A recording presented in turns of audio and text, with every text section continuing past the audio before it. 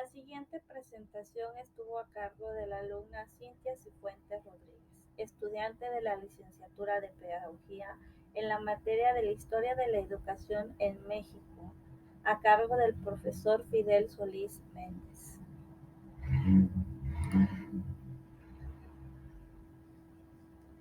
La historia es la ciencia que estudia los hechos históricos protagonizados por el hombre en el devenir histórico. Tiene dos elementos, los cuales son teoría y método, por eso es considerado ciencia. Un hecho histórico es toda acción que hace el hombre y se clasifica de acuerdo con el impacto. Los distintos tipos de impactos son locales, estatales y mundiales. Es importante resaltar que el objeto de estudio de la historia no es el hombre, el objeto de estudio son los hechos históricos. El devenir histórico es lo mismo que hablar del pasado, presente y futuro, es decir, se estudia el pasado para comprender el presente y poder visualizar el futuro. La historia se repite, lo único que cambia es el contexto. Los hechos históricos pueden ser comprobados a través de dos tipos de fuentes. Estas fuentes son las fuentes primarias y secundarias. Las fuentes primarias son las fuentes originales de una época, evento o acontecimiento histórico. Pueden ser cartas, diarios, armas, incluso censos. Mientras que las fuentes secundarias son las que se desprenden de las fuentes primarias. Son elaborados por personas que no participaron en los hechos históricos.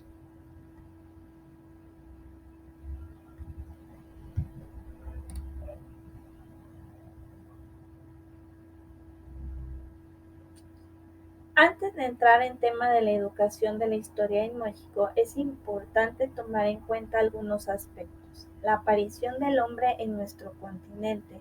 La teoría más acertada es el estrecho del Bering. Gracias al congelamiento del estrecho es como nuestro continente pudo ser poblado. Hablando del México prehispánico, quiere decir que pre es antes de la llegada de los españoles. Los periodos de Mesoamérica son los siguientes. El periodo clásico es hablar de los inicios de nuestra cultura mesoamericana en México. Tenemos como referencia la cultura olmeca. El clásico es la etapa de desarrollo de múltiples culturas. Dos ejemplos, la cultura maya y la teotihuacana. El posclásico en esta etapa tenemos tres culturas, la azteca, zapoteca y tolteca. Estas culturas tenían imperios militarizados. Todas las civilizaciones tenían el uso de jeroglíficos. Dichos jeroglíficos eran plasmados en los llamados códices.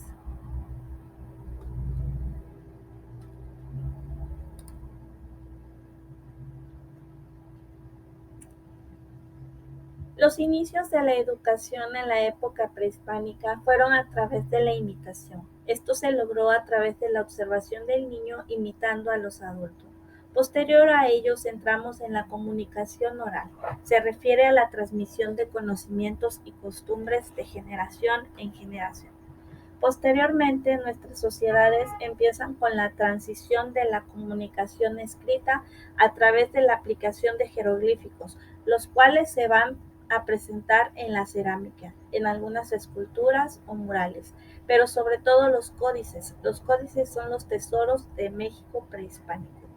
Cada una de estas características se verá reflejada en las diferentes culturas. Esto arrojaría la educación institucionalizada. La función de la educación sería implementar una escuela de acuerdo a la clase social. La educación estaba dividida en dos géneros, el género masculino y el género femenino. Incluso había división de clases. A los nobles se les llamaba pipiltrí y a los plebeyos más iguales.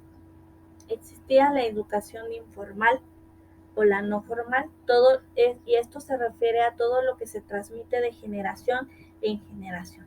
Mientras que la educación formal es básicamente hablar de dos escuelas, el Tepochcali y el Calmecac, educación para varones y educación para mujeres.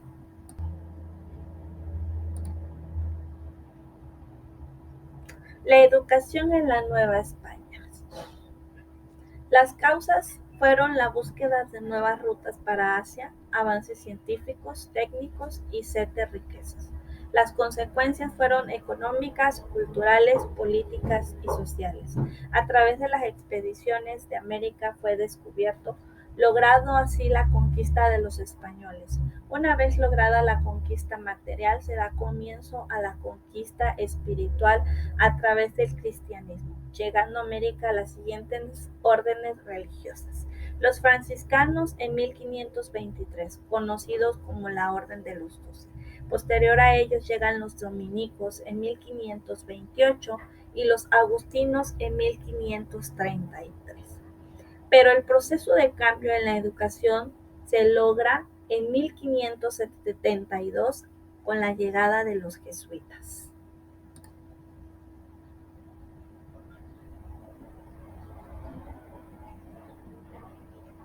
Ahora conoceremos la metodología de los órdenes mendicantes en materia de educación. Los franciscanos serían los primeros en educar a los hijos de los nobles, los famosos pipiles, recibiendo clases 2 veces al día. La enseñanza que recibirían sería doctrina, lectura, castellano y latín. En el caso de los maceguales eran de clase pobre, recibían la enseñanza de doctrina y oraciones en los atrios. Los modelos educativos de los franciscanos tenían las siguientes metas: la enseñanza para instruir en oficios, la instrucción para mujeres, es decir, la organización familiar, la educación superior que era solo destinada para los nobles. Los dominicos se van a especializar en teología, filosofía, arte y escritura. No cualquier dominico podía instruir a los indígenas, ya que debían de cumplir con 2 requisitos: saber teología y náhuatl. Los agustinos, fundadores de las escuelas llamadas primeras letras, escuela de música y escuelas de artes y oficios. Los jesuitas serían los primeros en preparar a un medio selectivo, a la gente de la nobleza. Fueron los fundadores del Colegio de San Ildefonso. Los jesuitas empiezan a trabajar a través de la educación no formal, utilizando como medio el sermón, la confesión, los ejercicios espirituales, hospitales. En 1574 se establece el Colegio de San Pedro y San Pablo. La enseñanza impartida en estas escuelas sería gramática, latín, filosofía, lógica, matemática y ciencias físicas.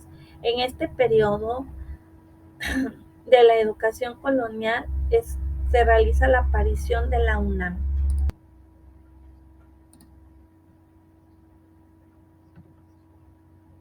La educación en la Ilustración. La Ilustración fue un movimiento cultural europeo y fue una forma de pensamiento que promovía la educación, la ciencia y el saber a través de la razón y el pensamiento. La Ilustración impulsó los derechos humanos. Los aspectos a considerar en la nueva educación serían los siguientes: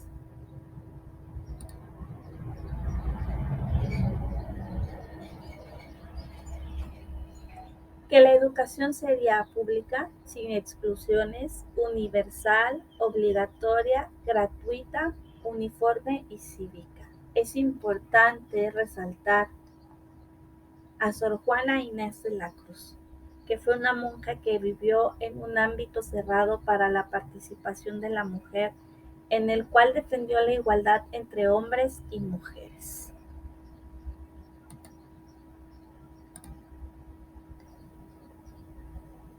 Ahora veremos la etapa de la historia del México independiente.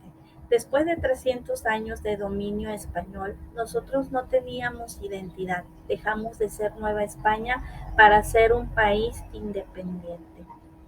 En 1812 se establece la Constitución de Cádiz. Como parte de sus principios, la monarquía sería moderada. La educación deja de estar a cargo de la Iglesia y el Estado es quien se hará cargo de ello. En 1824 se hará un cambio en el cual la educación quedará a cargo de la Compañía Lancasteriana. Se promueve la enseñanza mutua y el cual es apoyarse en las personas con mayores habilidades. Gracias a todos estos cambios, nos adentraremos en lo que viene siendo el positivismo en México. El principal exponente de esta corriente fue un francés llamado Augusto Comte. Algunos de los principales promotores de esta corriente en México fueron Gabino Barreda y Justo Sierra. La Escuela Nacional Preparatoria es fundada en 1868 durante el gobierno de Benito Juárez. En 1880 se inscriben las primeras mujeres. La primera mujer en inscribirse fue Matilde Montoya. En 1910 ya había 1,345 alumnos, de los cuales 1,305 eran hombres y 40 mujeres. Estudiaban en San Ildefonso. Su plan de estudio era positivista, constituidas por las asignaturas científicas. En 1980, la Escuela Nacional Preparatoria se mudó al plantel número 1, Gabino Barreda.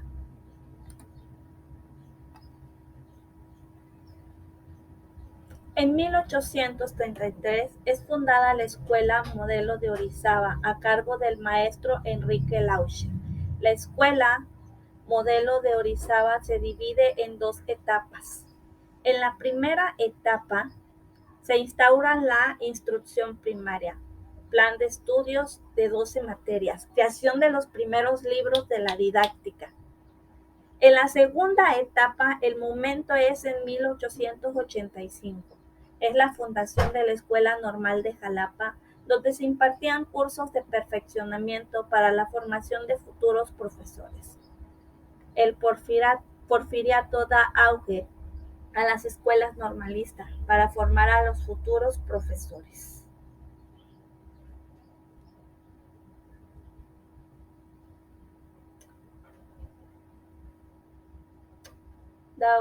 La Escuela Normal nace de los debates en el primer Congreso del Estado de Veracruz, donde dando como resultado la creación de la Ley Orgánica de la Instrucción Pública y la creación del primer Plan de Estudios Preparatorianos.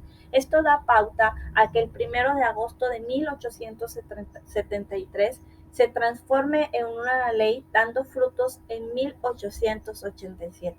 En 1887, Ignacio Altamirano quedó a cargo de la Escuela Normal de la Ciudad de México. Y en abril de 1910 se funda la Escuela de los Altos Estudios, gestionada por Justo Sierra.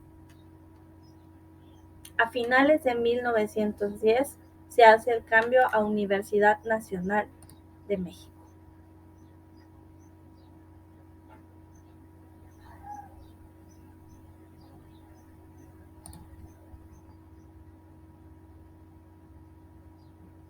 La Revolución Mexicana fue un periodo inestable, repercutiendo en la cuestión de la educación. En esta época o etapa de la historia se busca la unidad nacional, que la educación fuera de carácter popular. En 1906, el Partido Liberal Mexicano hace modificaciones a nivel político en materia de educación, en donde se establece que todos deberían de tener acceso o derecho a la educación y mejorar los sueldos de los maestros. A partir de 1915 hay un cambio. La llegada de los zapatistas hace una nueva legislación en materia de educación. Se crean los planes y programas de escuela elemental y que la educación debería de ser federalizada. A partir de Emiliano Zapata se habla de dos tipos de escuela, la escuela rural y la escuela federal. La historia nos marca 4 modelos pedagógicos, los cuales son los siguientes. El modelo norteamericano con enfoque progresista elaborado por John Dewey. Modelo de España con enfoque racionalista y científico por Ferrer Guardia. Modelo ruso, educación socialista por Makarenko. Y el modelo educativo de la escuela activa o nueva.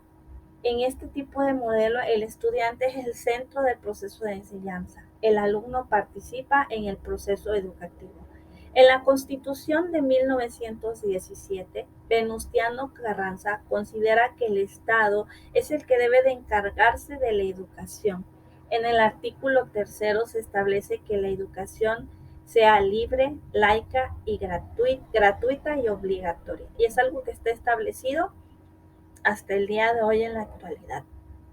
En 1921 se crea la SEP a cargo de José Vasconcelos. Estando al frente de la Secretaría de Educación, maneja una política educativa en pro de la población mexicana.